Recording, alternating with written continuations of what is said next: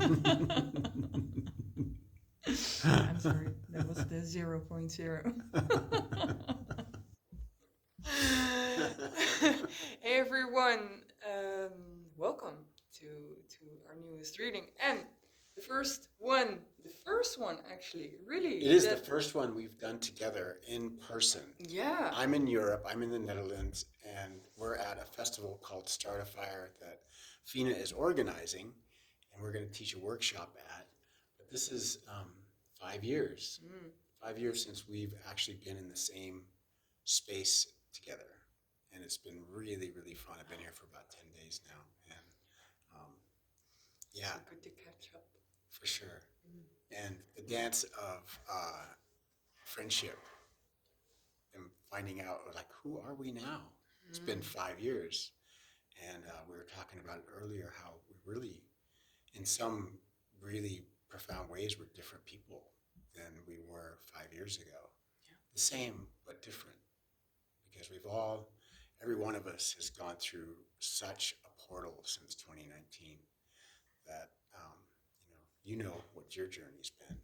So we're doing our best to swim those waters, and it really feels good to meet up and reconnect and realize that we're still clan, we're still family.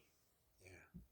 Yeah, like you say, and it's really interesting that the festival we were on 5 years ago, it had the logo of a phoenix, and there was a festival in Spain, and then 5 years later, we have Let's Start a Fire Festival here in Blesdijke. Come and find us if you're in the Netherlands.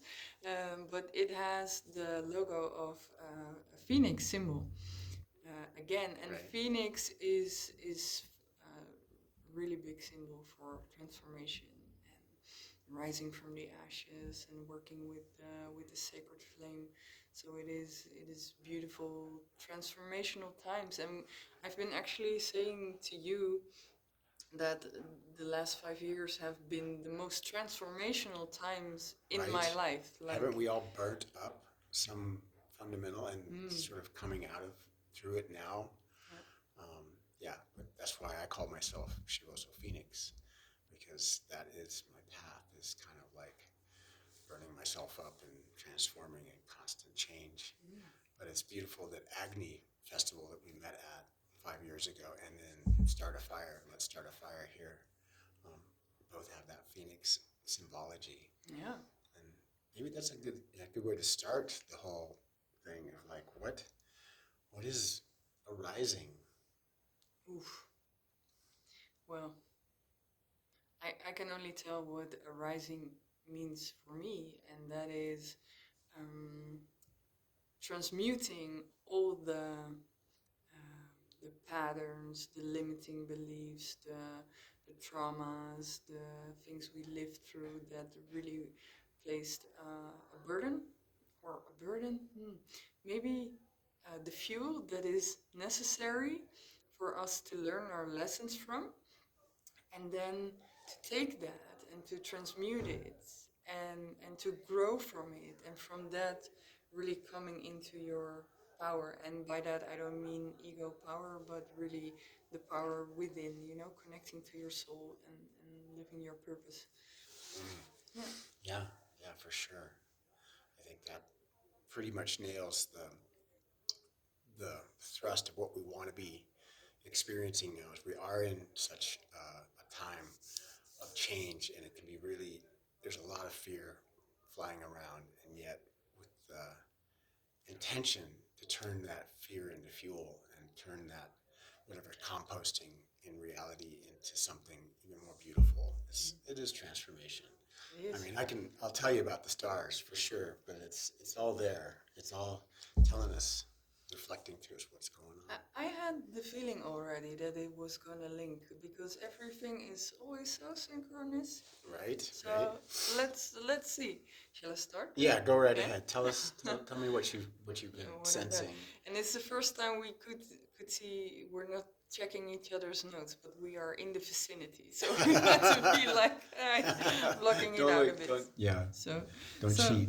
Don't cheat. So I'm gonna start first, and the first one is speaking your truth, and honesty opens up.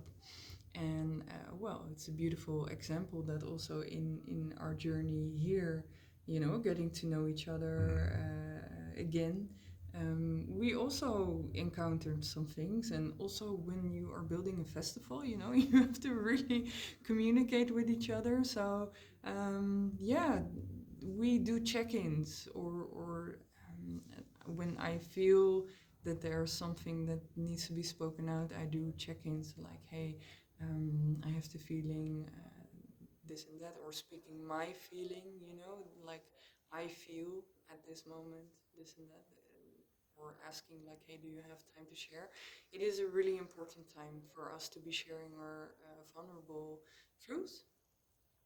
We can only speak from ourselves, but the moment we open up more and really realize what is underneath, it gives us a really powerful chance for connection. Um, yeah, it's good for people to see each other's vulnerability, I feel, because that's what lies underneath, and then you can really connect again, because it's a lot safer than when we feel, for example, anger, and we do not know there is sadness underneath. If you can listen to someone feeling sad, it's easier to come to understanding than only receiving the anger, So it's a beautiful time to open up and to speak up. And the next one is boundaries and taking a step back. Well, this festival for sure is a perfect example.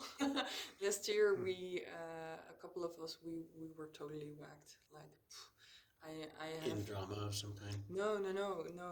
Like tired, like massively tired. Been doing so much.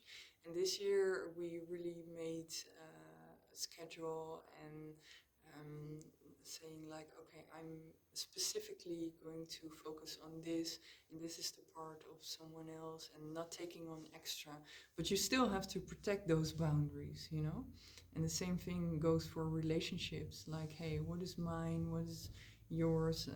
And how can I keep my boundaries? What feels right for me and what feels right for you? And with that comes a very nice one, and that is following the feminine flow. That is not gender related, so that's also a fun thing to practice for the guys. I wanted to say us guys, but another aspect of hers. Another aspect coming forward. But following the feminine flow. So how I feel that is to drop more out of the thinking and into the body, and following the movement of our intuition.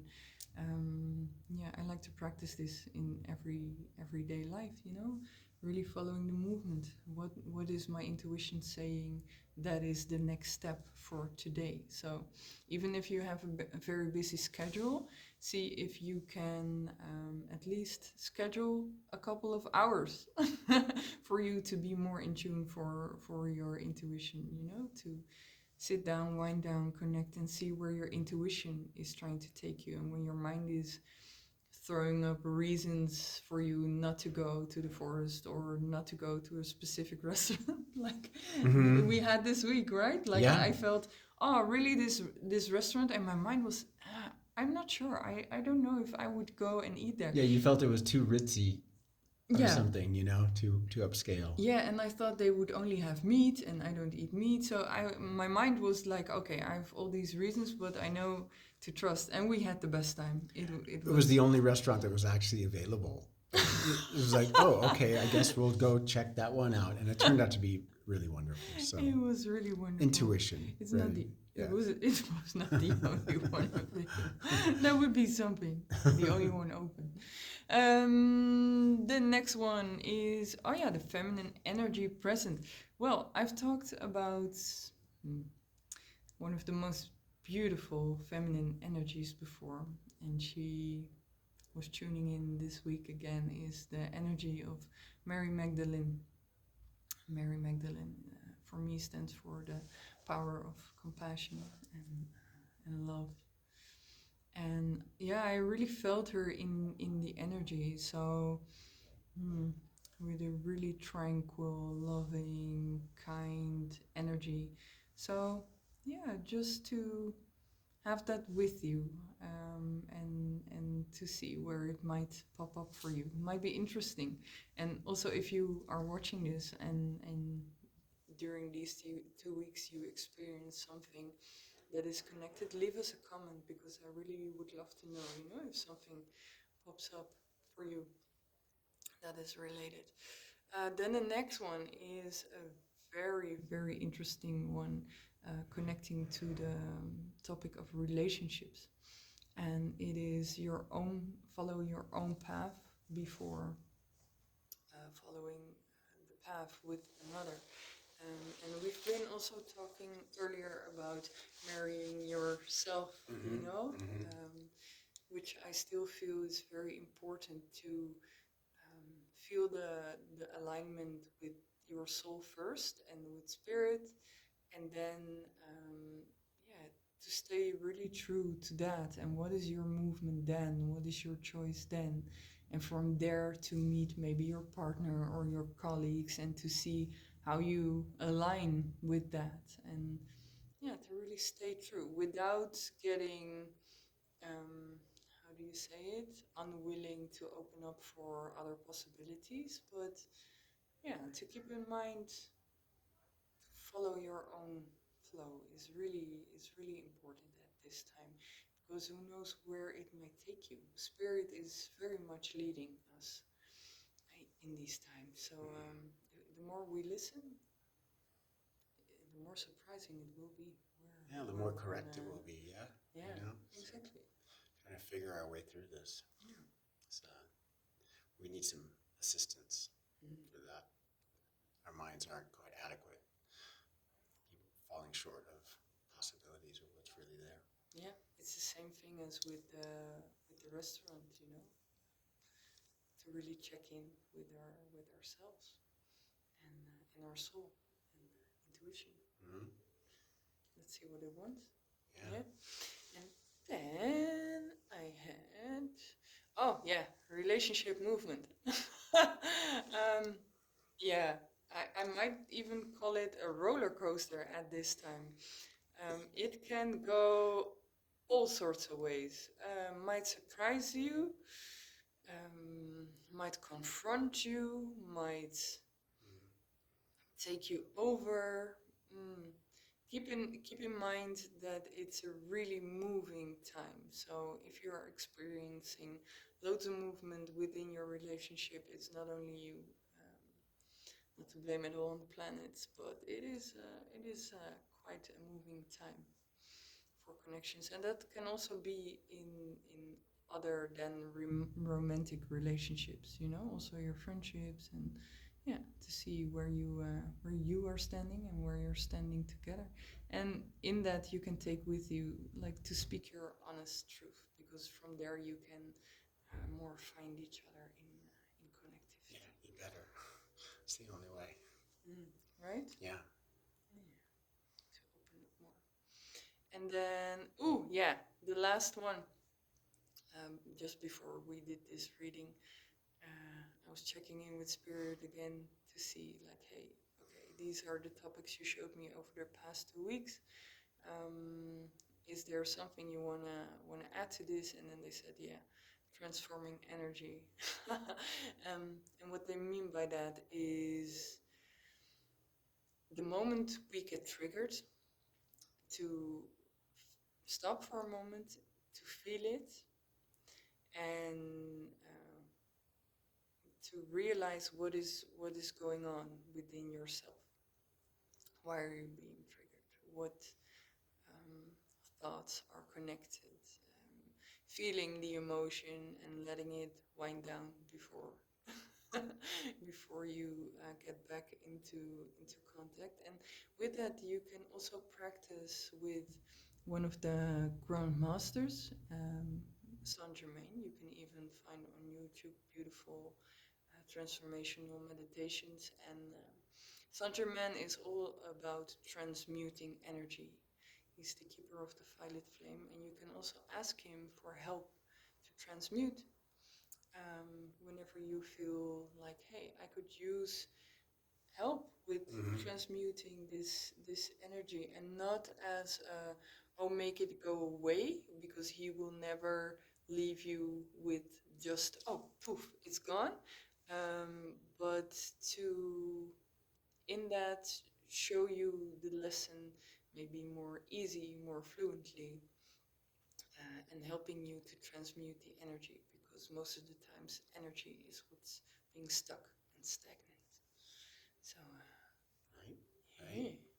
Yeah, that's that transforming the emotional, the trigger, by changing your perspective on it, and often a prayer for some assistance to get that shift, because it's all happening and you may be legitimately triggered and it's really hard to see it.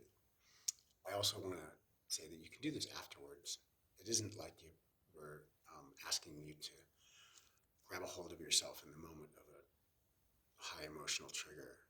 But a lot of times we'll come to this realization afterwards what was really going on. And that's where you have to let that in and ask for help, because you can transmute it after the fact in a lot of ways. And that helps with future triggers. You start seeing it from a deeper perspective. It's like you say, sometimes anger is just covering up fear, right? And maybe it's something that happened to us long ago that we're reacting to in the present. So it isn't about getting it perfect every time. It's just noticing that you can transmute the energy. And I have to say that I also call him in during the triggers. So I ask him, like, okay, even though I'm moving through it, help me out here. Could you help me, bro? Yeah. Yeah, that's the relationship you want to connect, so that your guides and assistants are there for you, moment to moment. That was kind of awesome. Well, that was really awesome. That was amazing. Were you looking at my notes? No. Okay, good. Because relationships definitely kind of a theme for this time. We're in Cancer. And the sun is in Cancer season, and Cancer is about emotional waves and sensitivity and relationship and nurturing and connections. And so I think last week, this week, and the next 2 weeks, we've still got a lot of Cancer energy to move through, which means relationships are kind of up. But also at the same time, Neptune, Saturn, and Pluto are all retrograde. So that's something that wasn't so last month. Now all of a sudden we're in a situation where these planets are closer to Earth and beaming their messages to us in a stronger way. But what retrogrades actually are a chance to review and reimagine and re-see things, right?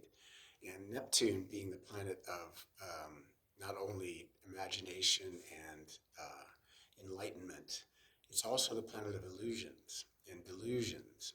And so what happens when it goes retrograde is that anything we've been in wishful thinking about, or had this like highfalutin idea of how it was going to go, it gets corrected, not erased, but corrected. It's like, oh, it's actually this. It isn't that. And it's going to be a lot about relationships. So it's all about slow down. Retrogrades slow down. So we've got this new moon happening on July 5th. New moons are a new cycle.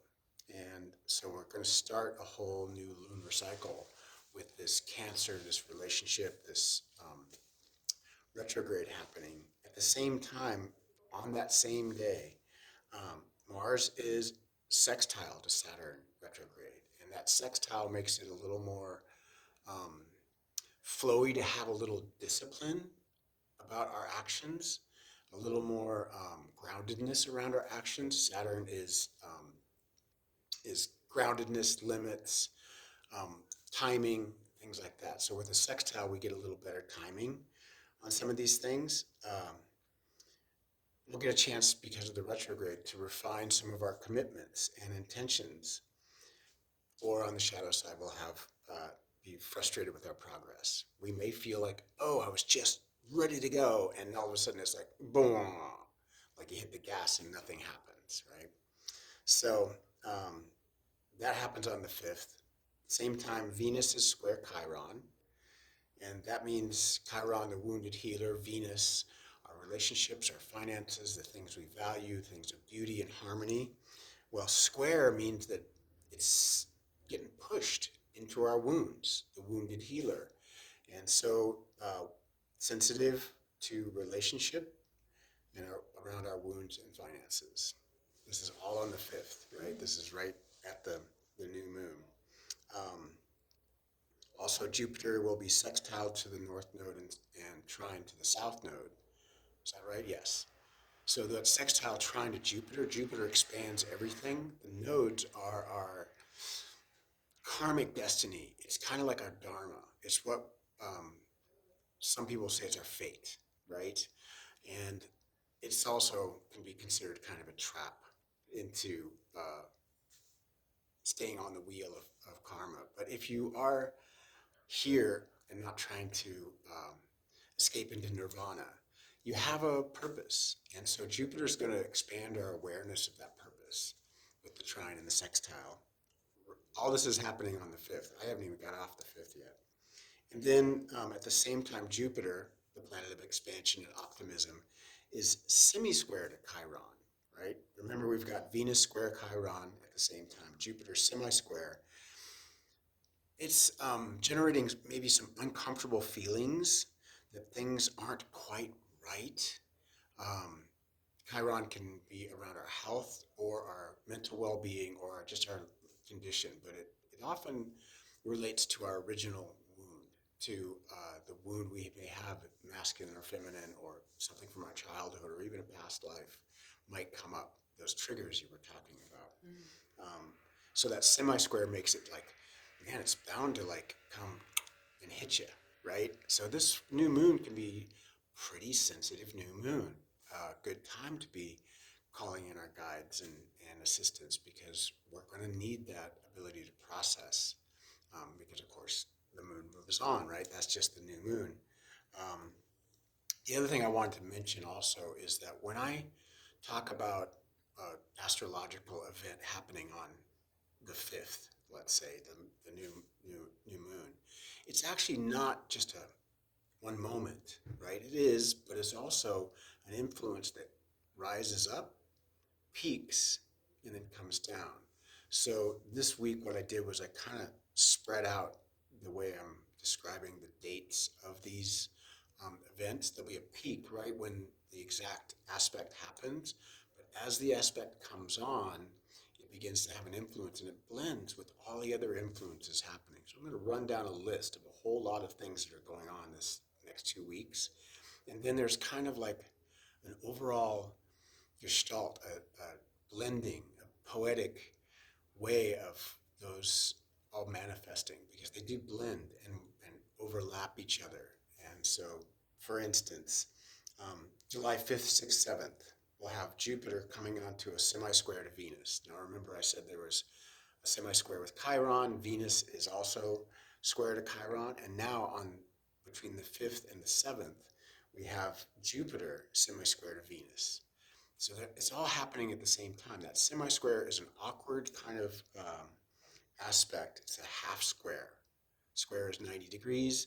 This is 45 degrees apart, right? And so what I have here is awkward moments in relationships or finances, and or creative endeavors. So something around your Venusian stuff might have a little moment of awkwardness, sort of hard not to overdo it, because that's what Jupiter does, is we may be overcommitted to something, we may get stuck on something around our relationships, finances during the 5th, 6th, 7th. July 8th, 9th, 10th, Mercury is sextile to Jupiter. Jupiter, once again, the planet of expansion, philosophy, good luck. Mercury is the mind. So inspired thinking, right? You can see that it overlaps some of the Jupiter semi-square Venus. This is why this gets really complex. I'm just going to keep laying it out here. Inspired thinking regarding our envisioned soul plans and past experiences. once again, because it's Jupiter and it has that sextile, it'll probably work out. Sextiles tend to be pretty beneficial, and Jupiter is a beneficent planet. It's got good luck written all over it. So even though it might be, because it's oriented with the nodes, that's why it's kind of about our future plans and our soul plans and our past experiences, the future and the past, which is North Node and the South Node. Venus sextile Uranus is the 5th through the 10th. July 5th through the 10th is Venus sextile Uranus. Uranus is the planet of lightning change, of surprising changes, of enlightenment, of innovation. Venus sextile Uranus is like some beneficial change may be coming in your Venusian stuff, which is finances, relationship, things we value. But it will be surprising. It might be a little shocking. It's like, oh, it's kind of like winning the lottery, maybe, but it changes whether you like it or not. That's Uranus. Is it's just going to bump in there and just suddenly things are different, right? Probably for the better because it's a sextile. The 8th through the 14th, we have Sun trine Saturn, which is retrograde. Sun trine Saturn, Sun, the self, the inner self, and Saturn is limits and discipline and focus. And since it's a trine, it's pretty beneficial. So it probably means that during that period of time, we'll also have this influence of being maybe more mature, maybe more grounded, maybe able to focus more on these issues that are all coming up from the semi-squares and the squares. July 11th through the 14th, as we move toward that half waxing towards the full moon. The 11th through 14th, we have Venus opposite Pluto. Okay, here comes Pluto, right? Venus, planet of love and finances and things we value, opposite Pluto, the lord of the underworld, the unconscious, of power trips, right? That opposition. Now, Pluto's been doing these oppositions with these personal planets. At first it did Mercury, it did, now it's doing Venus. These oppositions kind of bring stuff up that we thought was hidden, that may have been secret.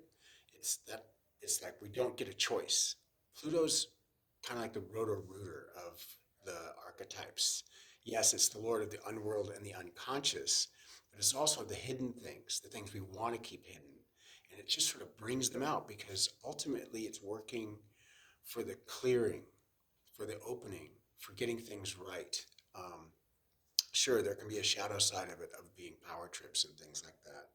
But with the Venus opposite Pluto, we have this opportunity to see what's been kind of running underneath our relationships and our finances. What are the power structures that are there, and how have we been either submitting or pulling power trips? And that can be really a good clearing.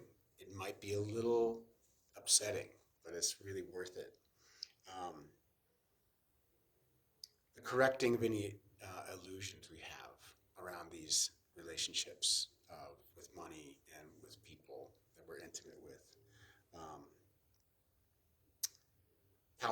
The power in relationships or power relationships, and also maybe a correcting of any obsessions, because Venus opposite Pluto, Venus and Pluto could be an obsessive kind of love, a little bit over the top, something driven or compulsive or even possessive, right?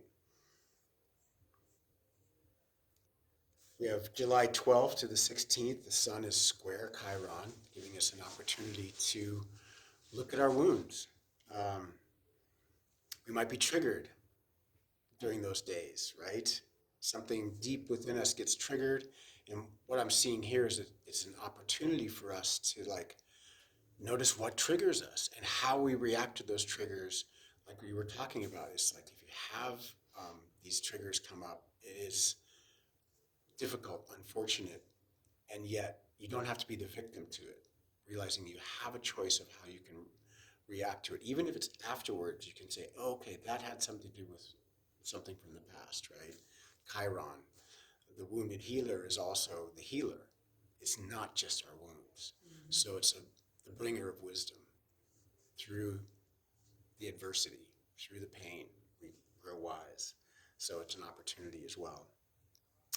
July 16th to the 20th, Mercury is trine Chiron, so we'll have much the same, since we have Sun square Chiron overlapping this, Mercury square trine Chiron. The trine gives us a good flowy connection to that wounded healer, to the healer. And it's in our mind. Mercury, which is the magician, the messenger of the gods, the traveler, and our thoughts, ideas, communications, maybe talking about our wounds. That would be a great time to do some therapy or some counseling. That's the 16th through the 20th. Also during that time, July 10th to the 20th, Mars, this is a big one. Mars is going to be conjunct Uranus. Mars, the planet of aggression, assertion, get it done no matter what. It's all about me. It's about where I want to go. It's goals. It's courage. Hitting Uranus. It does this every 2 years. And these conjunctions between Uranus and Mars can sometimes be fairly violent. It can be kind of explosive, right? But I have here, it's surprise, assertive, aggressive occurrences in both our personal lives or internationally, right? I was thinking that, like, Yeah. is this also often combined with things in, like, big things in the world stage? Yeah, this is really, history? these readings I'm giving are not personal direct readings. They're what they are is the general weather.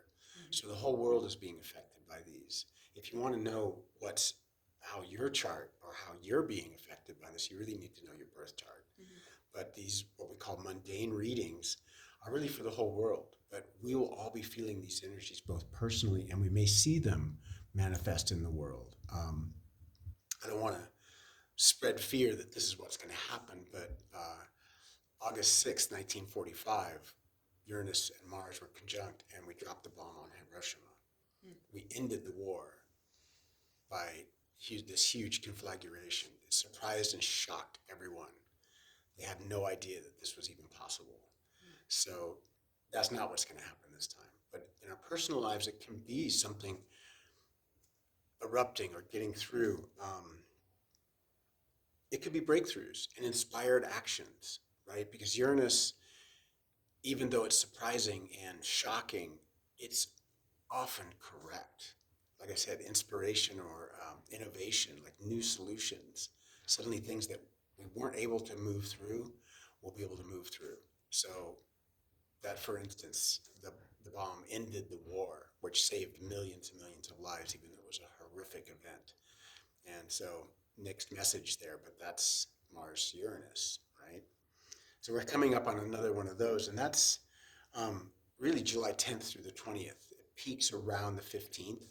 That's when the exact conjunction is, but we're already feeling the influence now. And so we'll see on the world stage things kind of heating up, flaring up, maybe coming to resolution. Maybe some people will finally put their foot down on the ridiculousness and the tragedy that we're all enacting. That would be nice. Yeah, that would be really nice. The 16th through the 18th, Mars, which I just said was conjunct Uranus during the same time, is also trine to Pluto, sextile to Neptune retrograde, and sextile to the Sun.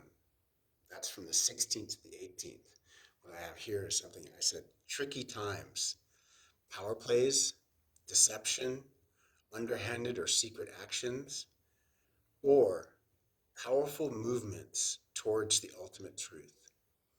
Because Pluto is about the truth, right? Mars is about busting through. Neptune is about either ultimate truth or delusions, and the Sun is our self, right? It's basically a very, how do I want to say this? This sounds really dramatic, but it's an apocalyptic kind of configuration. But here's something I really wanted to share with you is apocalypse doesn't mean Armageddon, the end of the world. It's not like that. A man I really respect, John Vervaeke, expressed it this way. The apocalypse is the rebirth of the world. The revelation or disclosure of the real world that has been plastered over by illusion, fraud, sin, and vice. So it's not fun, but ultimately it's something absolutely necessary to get us into right alignment with truth, with the ultimate truth. Pluto is all about the ultimate truth. It's death and transformation. It's evolution. So it doesn't lie. It has no reason to lie. It cleans up things that we're doing that aren't in alignment with the truth, right? And Neptune is the truth. So um, this is sort of a sign for like the next decade. We're really going through the apocalypse now. But I do want to share that that's not, giant waves and asteroids hitting the earth and the sun flaring and burning us all off. That's not the apocalypse. It's waking up. We're waking up to what really is. And if we can get with what really is, we'll be okay. We struggle through it and then everything smooths out. Because when you're going against the universal natural law, you suffer. And so, yeah, we all know that we're sort of off path somehow, right?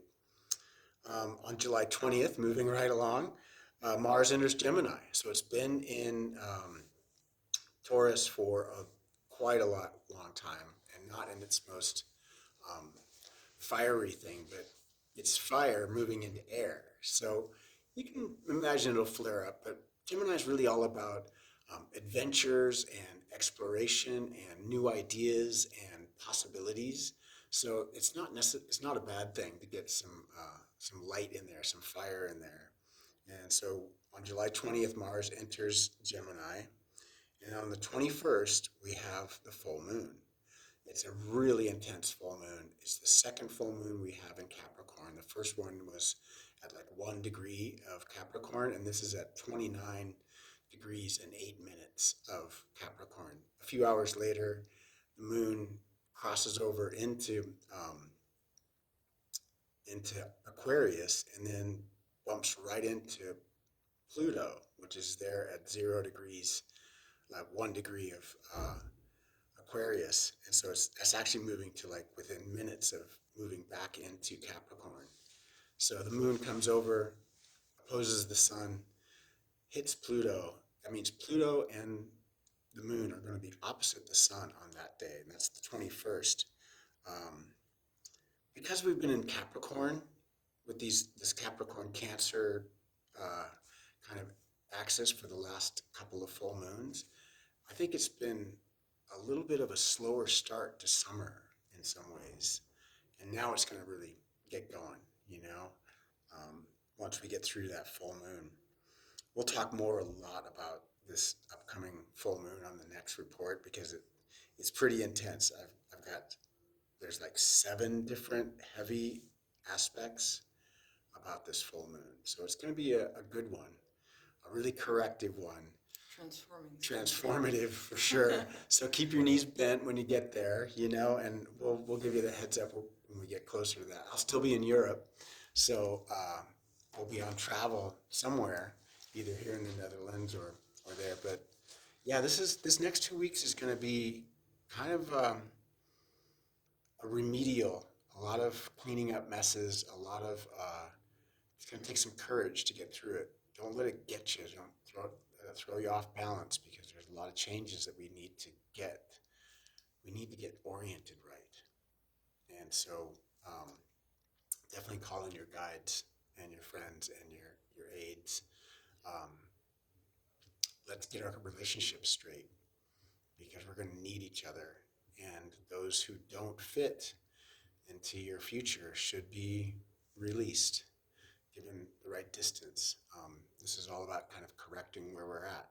So don't be upset if you're going to have some pretty intense conversations with those you've been in tight relationship with, or maybe changing jobs, or finally getting that raise that you've deserved, and things like that. So yeah, it's going to be a really, really interesting next couple of weeks while I travel in Europe. Of course, I would just decide to do that. Why not? It's the apocalypse. Let's go. Let's pick this time. Yeah. Yay, sounds like fun. Anytime is a good time, right? No, I feel really, really blessed to get to come here and spend this much time. It's kind of I don't know if a once in a lifetime trip, but it feels like never to be repeated kind of adventure. I feel really beautifully released to get to be here. And even though it's such an intense time, it's like, well, that's just the way I roll, I guess. You know, I throw myself under the bus all the time. I'm the Phoenix.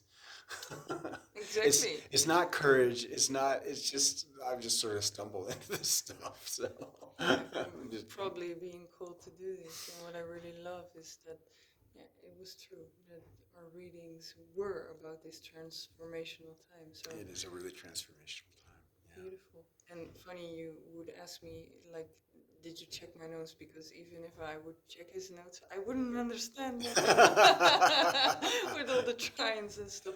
But it's fun to learn more about that. It's a lot. And I write, I have my written reports, which some of you get to look at. And by all means, look at it. It's on Facebook. It's on my website, shivoso.com. And it gives kind of the written, so you can kind of go over it a little more in the details, but overall, just know that it's a really intense time. You're not alone. If things have been really sort of feeling out of whack and you're just tired and overwhelmed, well, you're not alone. We're all feeling it. Neptune can be that kind of way. And Neptune, the last couple of weeks was really all about Neptune. And here he comes again, and Pluto. And yeah, it's heavy times, babe. There's no way around it. Well, at least interesting. And also, if you would like to have some support in that, then hit us up. Like, yeah, like he is very good at the relational stuff, and I am really good at mirroring, like piercing through, like And also, the layers. really like to invite people to reach out for their birth charts because these mundane readings are really valuable, but they mean so much more when you know what house they're going to be landing in for you and how they line up with your birth chart and your birth karma. So that if for one person's, trash may be another person's treasure, a disaster for one person could be like, oh, I just won the lottery. Yeah. It sort of depends on where it lands for you. These kind of epic things. That's a good suggestion. Yeah. And take care of each other. Yeah. We're starting to hit the light. The sun. Yeah. The light is. I am glowing. All right, folks. Thank you so much. Thank you for watching. Yeah. We'll catch you in a couple of weeks. Look for us then. See you next time. Ciao. Ciao.